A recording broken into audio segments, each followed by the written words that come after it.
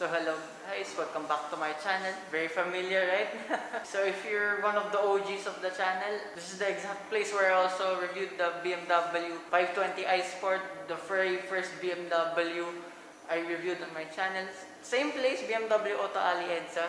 Thank you for allowing me to review almost every BMW here, base BMW. And also thank you for viewing the 520i Sport. At least there's 830 views on it already, and the comments there were like, XT please, BMW XT review please. I will soon. I will soon. Sir G already told me whatever is here, I can review it. Yes. Although I did miss my chance with the BMW X7, my god, I wanted to review that so badly. But also there will be an X1 coming as well. So right now, BMW 520i Sport again. I don't think the quality was good enough during the first review. So now, like I said in the 218i Sport, I'm a bit better equipped. And let's go with the review. Since being an executive mid-size sedan, it looks a bit more muscular and pogi or guapo. As like all BMWs, the BMW kidney grille. These are also active when it needs cooling. It will open. If it doesn't, it will just shut automatically. Also, you have these massive LED lights that stretch all the way here on the side. You also have one light down here as well. Sadly, this grille is not functional, but at least the vent here on the side works. There, you can actually see the tire on the floor. Also, nice alloy wheels. These are also big tires, still run flat tire. Also, you have massive disc brakes all around. Don't have much of the window kink here, unlike BMW sedans, but it's still nice. Look at the back. You have your reverse camera here, your reverse sensors, real exhaust by the way, just all right size. Also, something I missed during my first review, there's also vents here from the side, so just improved airflow from the tire. This is the only 5 Series available apart from the Big Daddy M5 competition. Sadly, we don't get the diesel models anywhere, but I'm very curious how the diesel drives compared to this. This is a really good car to drive. I can't wait to show you again. So let's look at it one more time, and we'll show you the interior. So this is the interior of the BMW 520i Sport. Like most BMW models, apart from the 420i Sport, this has Apple CarPlay at least. There's no Android Auto, but at least there's Apple CarPlay. So let's see from before if it's the updated system. Technology action. Okay, so it's still the old style system. That's not what you get in the 318i Sport, but it's still nice. Okay, I prefer this simple layout. Unlike the updated one, there's a lot of numbers you can see in the updated one. This is also touchscreen, but you can control it here with your swivel wheel. And you have buttons here also, same purpose. You can update the software if you want from here. So I want to press it really bad, but no, I'm not allowed to. So let's check the map. I didn't do this in the 318i Sport, but okay, look, very responsive. Just a bit of a delay, but it's not bad. So here in your steering wheel, it's still girthy, still nice to the touch. Your cruise control functions here on the left. Then for your phone functions here on the right. And one thing I missed also, besides the ambient lighting, there's also in your feet. There's also one up here. There. Thank you, Soju Cars. I didn't spot that the first time. Still the same light functions here with that delay. Also, it still has the vanity mirror with the light. Nope. Oops, but it's fine. You still have gloss black here all around, but you're not gonna touch that part anyway. But at least it's still squeegee materials all around, just few plastic. Actually, I think just here, where your bottle holders and cab spaces. That's the only plastic part here. Somewhat same setup, like in the 3 Series. Your boot release here, your opening of the bonnet, your adjustments for the lights here, your window switches. Nice chrome door handle with the gloss black and the ambient lighting still. So underneath here, you have a pad for your phone, your USB port, 12-volt socket. Also here you have your ashtray, 2 cup holders with adjustments. That's what I also missed from before. At least you still have physical buttons for the climate control, so on and so forth. Your start-stop button here with The auto start stop is not here on the central console. It's actually here underneath the start stop button. Unlike the 3 Series, which is up here. This is also one of the largest parking sensor buttons I've seen. There's also a function if you long press it. I'll just put it on screen. Sorry, I forgot what it was. You didn't see it the first time. There's also ambient lighting here where you put your phone. Does it fit? Not my phone, but at least there's a cubby space there. Glove box. It's alright size, just alright. Your central glove box. Ooh, it's only small. There, put my phone. You have one USB-C port in here with a light. You're not gonna fit much. There's also weird space here. Not sure what that's for. Maybe for a few coins. And similar setup, like all BMWs. Your thigh support. Just watch out for the crumbs. Also, forgot to mention, you have electronic adjustments for the seats here on either side, because some cars only have the electronic adjustments for the seat on the driver's side, but sometimes never the passenger side. But at least this one has. And this is your lumbar support button. Not sure if you can see it on camera, but it adjusts. So I will now show you the back. So here in the back of the BMW 520i Sport, same setup, ambient lighting here, but with privacy cover. That's cool. So same setup here, one bottle holder and a cubby space on either side. It's the first time I also noticed there's actually a light here underneath. You have seat pockets here on either side. It's quite thick. Also, you have air conditioning vents here in the middle with weird controls and 2 cubby spaces. No idea what they're for. Don't fit a phone. Look, not even a phone. It's just, oh wait. Yeah. Underneath this though, you have 2 USB-C ports and one 12-volt socket. So it's alright. Your transmission tunnel is quite large, but it ain't too bad. You have isofix anchor points on either side. They're just flip-up covers, which is nice. Also here, your central armrest with 2 cup holders. Also same setup with the light switches here, with the delay. But now with the ambient lighting again. Wait, I'll turn it off. So that's cool.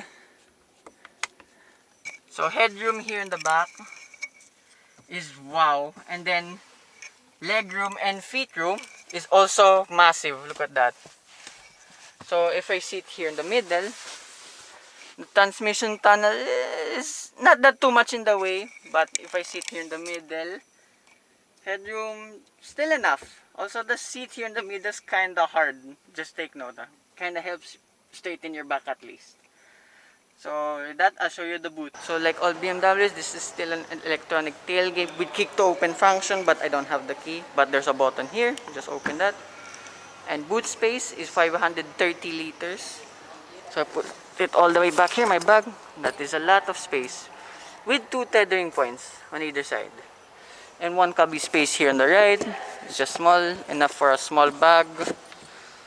And on the left side, you have another one, almost same size, but with a cover. But I don't know why they didn't put cover on the other side. But this side has a net storage with some thingies. I don't know what these are. So also here on this side, you have your fuses. So that's about it. Also, you can lock the car from here if you want. So I will now show you the engine.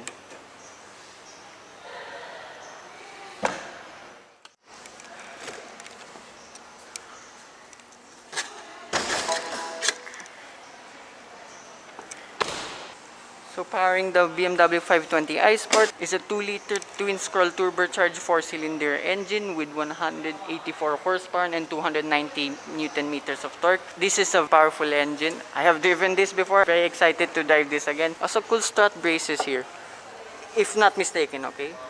I know these are strut braces. So it will improve the handling. It's quite a big engine as well. Also, I know this is a well-proven engine. I see this a lot on the roads. And despite being a gasoline-powered engine, it's very efficient as well, despite being a big car. Of course, this car is better suited with the diesel engine, but I would say the gasoline-powered 5 Series is not that bad at all. I wonder if I'm gonna get the same kilometers per liter. Like during my first review, that's still impressive for this big car, as I said. So with that, let's go for a drive.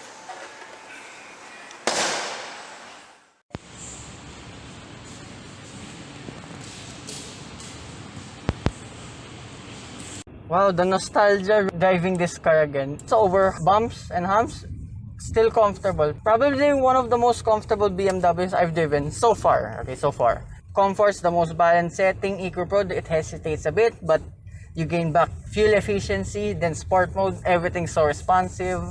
Just leave it in Eco Pro for a while so I can get a decent fuel number. I wonder if I can get kilometers per liter like 8 months ago. I wonder if I can do it again. And I just realized something. I just went through the noisy part of the test suite. I barely heard any tire noise despite being this run flats. I'm very impressed. Okay, here's another noisy part of the test suite. No, dead quiet. Wow, that's... NVH here is one of the best. I cannot say much of the competition. Audi A6, not mistaken.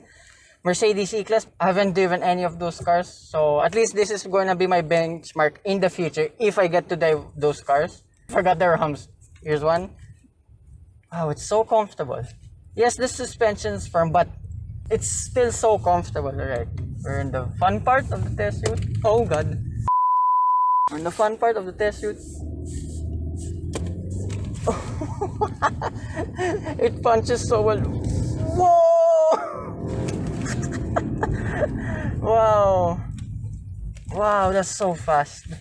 Okay, forgot to mention, 0 to 100 kph is done in 7.8 seconds. I'll put it in manual mode. Let's see if it does the same thing. Yeah, it still automatically upshifts despite being in manual mode, but not bad. Steering is light, but there's very good feel with it. It's not as light as, say, the 318 iSport that I've driven yesterday. This feels better weighted despite being a bigger car. Wow, the sport mode is so, wow, I would say next level. And let's try the turning radius. Just leave it in Eco Pro. This is a long car, by the way. And look, dead easy to U-turn.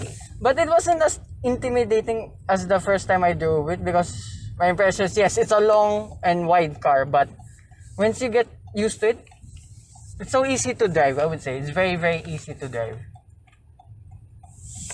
Let's try Eco Pro. Explore it a bit. There's a slight hesitation, but wow. I won't say slight turbo lag, but just delayed throttle response only. But wow, it's still fast enough. If this is gonna be your first BMW or just wanna sit in the back, this is a good daily car. I would say this is a very good daily car. There's not that much body lean with the firm suspension, but it's still comfortable. Yeah, the price I would say is a bit steep, but you're paying for a lot. You can just hear the tire noise just ever so slightly.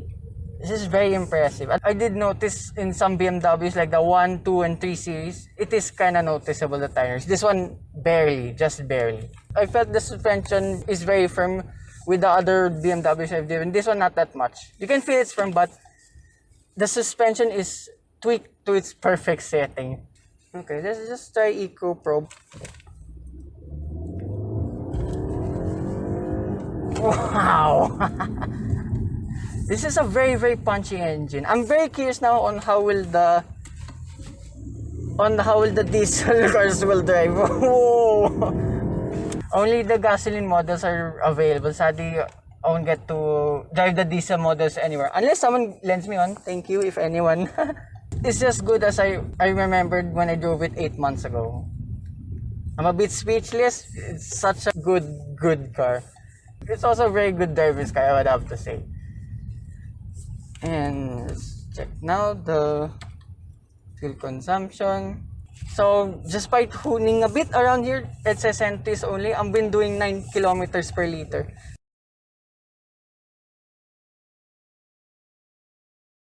As I said also in the showroom, the diesel will suit this car even more, but the gasoline is not far off. So that concludes my review of this 520 iSport. So good to be back in the BMW 5 Series. So hope you guys like and subscribe, and I will see you with more future car reviews, maybe even more BMWs. Bye bye.